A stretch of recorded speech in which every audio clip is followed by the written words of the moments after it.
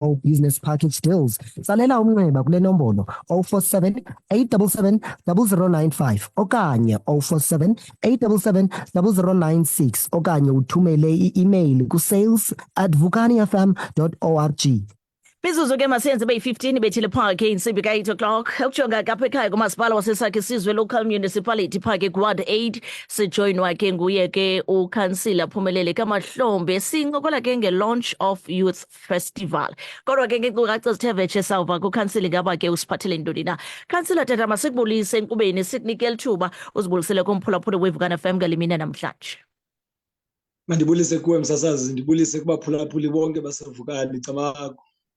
Amako tata enkosi kakhulu sibulele ngexesha othe wabeke usipha lona kwalapha ke enkqubeni. Ndiyaqonda ke sijonga ke kwi-programs eninazo phaa ke ku-ward 8 enye ke enqonda ke nikeza ke umdla kakhulu launch of youth festival. Kumphulaphuli nje komameleyo khawukusicacisele nje ke banzi ngale program ye-youth festival.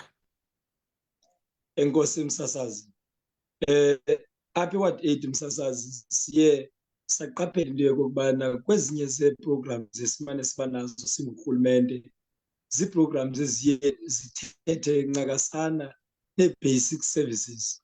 But uyawukhumbula msasazi into yokubana enye yezinto ebezikhe saxhila kuyo ibiyiprogram okanye ii-programs ebezinokwenza ne-local economic development.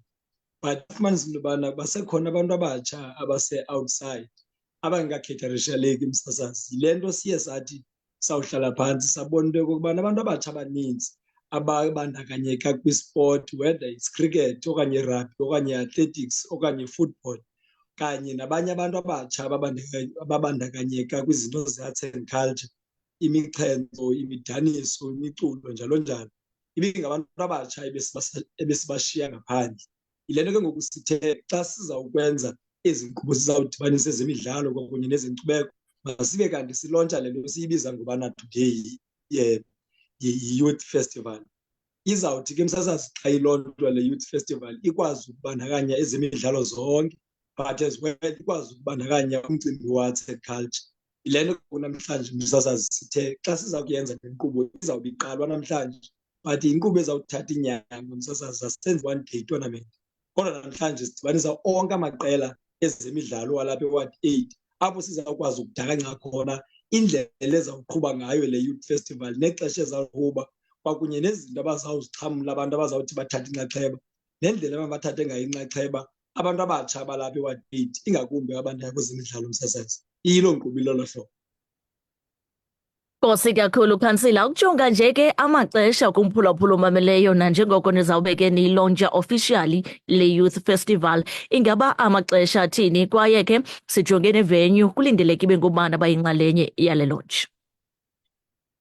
Msasazi silindele into yokubana across from Tingwevu, Zingquthu, apha Lufutha, apha Langanci, Ndyavu, Manzimahle, Yaskitoni, Seplani, onke amaqela akhona kwi-rugby, akhona kwi-cricket, akanye naba bakwazi ukuba khona kwi-athletics and football kunye ne-netball msasazi, babe kanti loo maqela amelwe namhlanje phayana. Ngoba enye yezinto esiza kuyenza ukumilisela le nto kuthiwa yi-ward 8 sport council, kodwa as well siyaqiniseka into yokubana naba bayinxalenye ye-arts and culture msasazi, ngoba siyazidibanisa ezi program, lento siyibiza youth festival, baze nabo belindelekile into yokokubana aba bathi bazimvumi, aba bathi bayadanisa, oonobuhle njalo njalo, nawo bazawube beyinxalenye yale ntlanganiso. Isigqeba sase-ward 8 ngokukhokhelwa ngu-ward councillor and ward committees kwakunye ne-ward 8 development agency bazawube beyinxalenye yale ntlanganiso. Intlanganiso ke izawube iqhuba phaa eManzimahle ngo-11 namhlanje